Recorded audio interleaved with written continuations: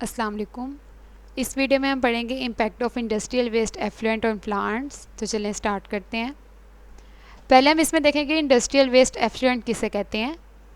Industrial waste effluent या industrial effluent वो waste water है जो इंडस्ट्रियल एक्टिविटीज़ की वजह से प्रोड्यूस होता है। ठीक है, तो इंडस्ट्रीज़ बहुत सारे ऐसे टॉक्सिक सब्सटेंसेस हैं जो रिलीज़ करती हैं, जैसे कि केमिकल्स हो गए, बहुत सारे ऑयल्स, फिर डाइज, थर्मल पोल्यूटेंट्स, फिर हैवी मेटल्स भी। ठीक है, तो अगर इनको बगैर ट्रीटमेंट के वाटर बॉडीज़ में डिस्चार्ज कर दिया जाए तो क्या करेंगे, इन वाटर बॉडीज़ को ये पोल्यूटेड कर देंगे, मींस वाटर पोल्यूशन ये कॉज करेंगे। ठीक है, तो वाटर बॉडीज़ के अंदर जो पोल्यूशन होती है उसमें जो हैवी मेटल्स का जो मेजर सोर्स है वो क्या है, वो इंडस्ट्रियल एफ्लुएंट है। ये नॉन बायोडिग्रेडेबल होते हैं। नॉन बायोडिग्रेडेबल है तो इसका मतलब ये कि इनका बहुत ज़्यादा फिर इफेक्ट होता है, इनका बहुत ज़्यादा डेट्रीमेंटल इफेक्ट होता है लिविंग ऑर्गेनिजम्स पे।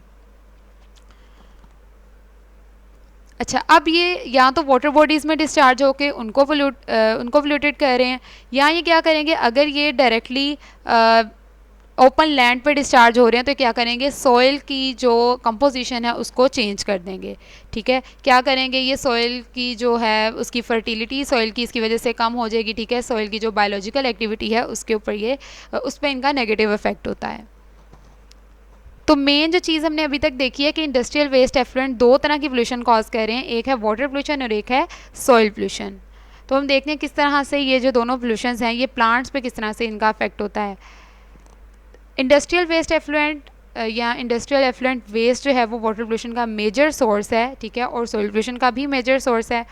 मोस्टली जो फैक्ट्रीज़ वगैरह हैं उनको अपनी डिफरेंट एक्टिविटीज़ के लिए उसकी वाटर की ज़रूरत होती है। ठीक है, तो ये बहुत सारा जो है वो वाटर यूज़ करती हैं। अब जब वो ये वाटर यूज़ करेंगी फैक्ट्रीज़ के अंदर, जब वाटर यूज़ होगा तो जाहिर सी बात है अब उसके अंदर जो अब यूज्ड वाटर है उसमें बहुत सारे chemicals, heavy metals, radioactive waste वगैरह अब उसमें ऐड हो जाएंगे। ठीक है, और अब वो अब जो पोल्यूटेड वाटर है वो नेक्स्ट आगे बगैर किसी ट्रीटमेंट के जब वो वाटर बॉडीज़ जैसे कि रिवर्स में शामिल हो जाएगा तो वो क्या करेगा, रिवर जो है उसको जो है इसने अब कंटेमिनेट, रिवर वाटर को इसने कंटेमिनेट कर दिया। ठीक है, और फिर आगे रिवर्स ने इन पोल्यूटेंट्स को कहाँ ले जाना है, आगे ओशंस में ले जाना है। ठीक है, ओशंस और सीज़ वगैरह में फिर क्या है कि बाद में पोल्यूटेंट्स चले जाएंगे। तो इस तरह से जो है इसकी वजह से हम देख रहे हैं कि वाटर पोल्यूशन होती है। तो अब इनका ज़्यादा जो बुरा इफेक्ट है वाटर पोल्यूशन का वो उन्हीं ऑर्गेनिजम्स पे होगा जो कि जिनको अपने ज़िंदा रहने के लिए पानी की ज़रूरत होती है। ठीक है, मतलब कि उनका बेसिक जो नीड है वो वाटर है। तो अब इसके अंदर एक तो ये कि इसकी वजह से पोल्यूटेड वाटर की वजह से जो वो लाइफ है जो वाटर के अंदर रह रही है, जो उसको एक तो इफेक्ट हो मतलब उस पर एक तो बुरा इफेक्ट होगा एक्वेटिक लाइफ पे। ठीक है, फिर उसके अलावा जो लैंड पे जो ऑर्गेनिजम्स हैं उन पे भी बुरा इफेक्ट होगा। जो लैंड प्लांट्स हैं, टेरेस्ट्रियल प्लांट्स हैं, उन पे किस तरह से इफेक्ट होगा, क्योंकि उनको वाटर की ज़रूरत है। ठीक है, और वो जो अब अगर इस पोल्यूटेड वाटर को इरिगेशन के लिए यूज़ किया जाएगा तो उसकी वजह से क्या है कि उसकी वजह से ये जो टॉक्सिक हैवी मेटल्स वगैरह हैं ये क्या हैं कि अब ये उन टेरेस्ट्रियल प्लांट्स के पास चले गए जो कि अब वहाँ जाके उनकी ग्रोथ को भी ये अफेक्ट करेंगे। ठीक है, अच्छा अब हम देखते हैं कि प्लांट्स पे इनका क्या इम्पैक्ट होता है। ऑब्वियसली इसका जो है वो नेगेटिव इम्पैक्ट होता है। वाटर पोल्यूशन की वजह से जो इंडस्ट्रियल वेस्ट एफ्लुएंट है उसकी वजह से क्या हो रही है, वाटर पोल्यूशन हो रही है। ठीक है, अब वाटर पोल्यूशन की वजह से प्लांट्स के पास वो टॉक्सिन्स आ रहे हैं, वो केमिकल्स आ रहे हैं जो प्लांट्स के लिए हार्मफुल होते हैं। ठीक है, तो ये क्या होगा, एक तो ये डायरेक्टली अगर जो एक्वेटिक लाइफ है, जो एक्वेटिक प्लांट्स हैं उनको तो ये अफेक्ट करेगी करेगी, बल्कि जो टेरेस्ट्रियल प्लांट्स हैं उनको भी अफेक्ट करेगी। ठीक है, किस तरह से सॉइल की जब हम वो इरिगेशन के लिए वो वाटर यूज़ करेंगे तो जो सॉइल है उसकी प्रॉपर्टीज़ चेंज हो जाएंगी। ठीक है, और उसकी वजह से फिर क्या है कि अल्टीमेटली प्लांट पे जो है वो अफेक्ट पड़ेगा। ठीक है, तो होता क्या है कि प्लांट पे इसका क्या इफेक्ट होता है, ये होता है कि जो एसेंशियल न्यूट्रिएंट्स हैं जैसे कि मैग्नीशियम है, कैल्शियम है, पोटेशियम है, इनकी सॉल्युबिलिटी पे इफेक्ट पड़ेगा। ठीक है, तो उसकी वजह से जब इनकी सॉल्युबिलिटी पे इफेक्ट पड़ेगा तो इसकी वजह से जाहिर सी बात है ये सारे जो हैं प्लांट की ग्रोथ के लिए ज़रूरी होते हैं। तो जब वो सही से प्लांट जो है वो नहीं ले सकेगा तो इसकी वजह से प्लांट की ग्रोथ सही से नहीं होगी। ठीक है, उसके अलावा पोल्यूटेड वाटर के अंदर एल्यूमिनियम की बहुत ज़्यादा अमाउंट होती है। ठीक है, जो कि प्लांट्स के लिए हार्मफुल होता है। तो पहले हम देखते हैं कि हैवी मेटल्स और पेट्रोकेमिकल्स का क्या इफेक्ट होता है प्लांट्स पे।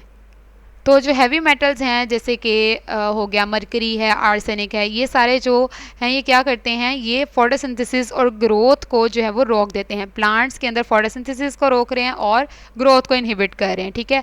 वाटर बैलेंस को अल्टर कर रहे हैं, फिर न्यूट्रिएंट असिमिलेशन को अल्टर कर रहे हैं, मतलब कि जो प्लांट्स को जो न्यूट्रिएंट्स चाहिए हैं वो अब प्लांट जो है वो अपटेक नहीं कर सकता, बल्कि क्या है कि जो प्लांट्स को न्यूट्रिएंट्स नहीं चाहिए वो प्लांट्स के अंदर जा रहे हैं, ठीक है। तो इन सब चीज़ों की वजह से क्या होगा, प्लांट जब ग्रो नहीं करेगा तो एंड पे क्या होगा, फिर प्लांट की डेथ हो जाएगी। फिर petroleum and petroleum derive products जो पेट्रोकेमिकल्स वगैरह हैं वो भी क्या करते हैं, वो भी प्लांट की जो ग्रोथ और डेवलपमेंट है उसको इनहिबिट करते हैं।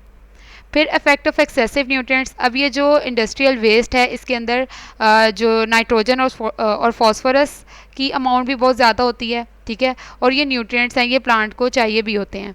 तो अगर इनकी ज़्यादा अमाउंट होगी नाइट्रोजन और फॉस्फोरस की ज़्यादा कंसनट्रेशन की वजह से क्या होगा कि प्लांट ग्रोथ जो है वो ज़्यादा तेज़ होगी, ठीक है, ज़्यादा जल्दी होगी।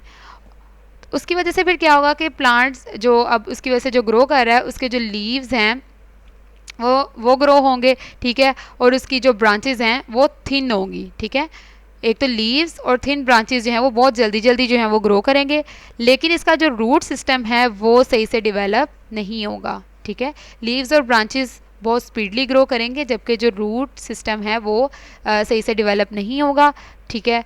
और उसके बाद क्या है, जब रूट सिस्टम सही से डेवलप नहीं हुआ तो उसकी वजह से प्लांट्स को जो है प्रॉपर न्यूट्रिएंट्स नहीं मिल सकेंगे मेच्योर होने के लिए और रिप्रोड्यूस होने के लिए, ठीक है। और उसके बाद ये भी होगा कि प्लांट्स जो हैं वो वीक होंगे और ज़्यादा सेंसिटिव हो जाएंगे डिजीज़ के लिए। और अगर ये जो न्यूट्रिएंट्स हैं, ये तो हमने लैंड की बात की ना, अगर ये न्यूट्रिएंट्स वाटर बॉडीज़ में चले जाते हैं, ये फॉस्फोरस और नाइट्रोजन वगैरह, तो उसकी वजह से क्या होगा, उसकी वजह से एक प्रॉब्लम होगी जिसे हम कहते हैं यूट्रोफिकेशन। यूट्रोफिकेशन के अंदर क्या है कि एल्गल ब्लूम्स बन जाते हैं, जिसकी वजह से क्या है कि जो वाटर की क्वालिटी है वो क्या है, वो सारी डेट्रियोरेट हो जाती है, ख़राब हो जाती है, ठीक है। और इसकी वजह से अल्टीमेटली फिर एक्वेटिक लाइफ पे जो है वो नेगेटिव इम्पैक्ट पड़ेगा। किलिंग एंड हार्मिंग प्लांट्स, अब पोल्यूटेड वाटर ने क्या करना है, प्लांट्स की जो कंडीशंस हैं, ग्रोइंग कंडीशंस हैं, उनको इसने क्या करना है, उसको चेंज कर देना है। जैसे हमने पहले कहा कि जो एसेंशियल न्यूट्रिएंट्स हैं उसको ख़त्म कर देगा और नए न्यूट्रिएंट्स आ जाएंगे, नए जो केमिकल्स आ जाएंगे जो कि क्या है, जो नुकसानदेह हैं प्लांट्स के लिए, ठीक है। तो उसकी वजह से क्या होगा कि प्लांट्स की ग्रोथ है उस पर इफेक्ट होगा, बुरा इफेक्ट होगा, ठीक है, प्लांट्स को नुकसान होगा। और अगर ये कंडीशन ऐसे ही रहेगी तो इवेंचुअली क्या होगा कि प्लांट्स जो हैं वो उनकी डेथ हो जाएगी। नेक्स्ट है ऑयल स्पिल्स। अब जो इंडस्ट्रियल वेस्ट एफ्लुएंट है उसके अंदर ऑयल भी होता है, ठीक है। तो उसकी वजह से अब ये जो ऑयल स्पिल्स, ये जो वाटर बॉडीज़ पे जो ऑयल स्पिल्स हैं उनकी वजह से क्या होगा, उनकी वजह से भी जो है वो बुरा इफेक्ट होगा। होता ये है कि ऑयल स्पिल्स की वजह से क्या है कि एयर सप्लाई और सनलाइट जो है वो सही से नहीं हो सकती, सनलाइट और एयर की जो सप्लाई है वो सही से नहीं हो सकती, जिसकी वजह से क्या है कि फोटोसिंथेसिस नहीं हो सकेगा, ठीक है, फूड नहीं बना सकेंगे। जब फोटोसिंथेसिस नहीं हो सकेगा तो उसकी वजह से क्या है, प्लांट्स जो हैं उनकी जर्मिनेशन नहीं होगी, ठीक है। तो ये जो होते हैं ना ऑयल स्पिल्स हैं, इनकी वजह से, ऑयल की वजह से जो प्लांट्स हैं उनके उनमें जो ट्रांसपायरेशन का प्रोसेस हो रहा होता है वो भी अफेक्ट होता है। नेक्स्ट है प्रोडक्शन ऑफ वीड्स। वीड्स वो प्लांट्स होते हैं, मींस वीड्स भी प्लांट्स हैं, वो प्लांट्स हैं जो उस जगह के लिए नहीं है, मतलब एक स्पेसिफिक जगह है वहाँ पर एक तरह के प्लांट्स ग्रो करें। वीड्स वहाँ पर अगर ग्रो करेंगे तो वीड्स समझ लें कि वो पहले जो प्लांट्स ग्रो करें उनके दुश्मन हैं, ठीक है। वीड्स की वो जगह नहीं है, वो वहाँ पर आके ग्रो करेंगे और दूसरे प्लांट्स को नुकसान पहुँचाएंगे। तो यहाँ पर क्या होगा, इनकी वजह से जो दूसरे प्लांट्स हैं वो ग्रो करेंगे इंडस्ट्रियल एफ्लुएंट की वजह से। अब ये जो वीड्स हैं असल में इनको वो न्यूट्रिएंट्स चाहिए जो कि इंडस्ट्रियल वेस्ट एफ्लुएंट के अंदर प्रेजेंट हैं, ठीक है। तो ये जो नए प्लांट्स हैं, जो वीड्स हैं, ये उस रीजन के लिए नहीं है जिस रीजन पे ग्रो कर रहे हैं, ठीक है। तो वहाँ पर जो पहले से प्लांट्स हैं उनको फिर ये क्या करेंगे, उनको ये नुकसान पहुँचाएंगे।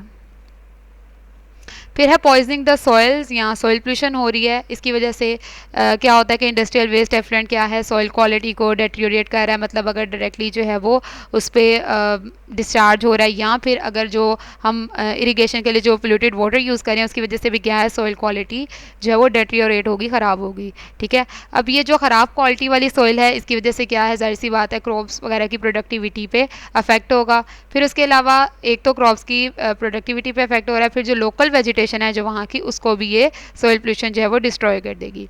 फिर क्या है कि सॉइल की पीएच जो है उस पर इफेक्ट होगा, या तो सॉइल की पीएच बहुत ज़्यादा एसिडिक हो जाएगी या बहुत ज़्यादा बेसिक हो जाएगी, जिसमें फिर प्लांट जो है वो सही से ग्रो नहीं कर सकेगा, ठीक है।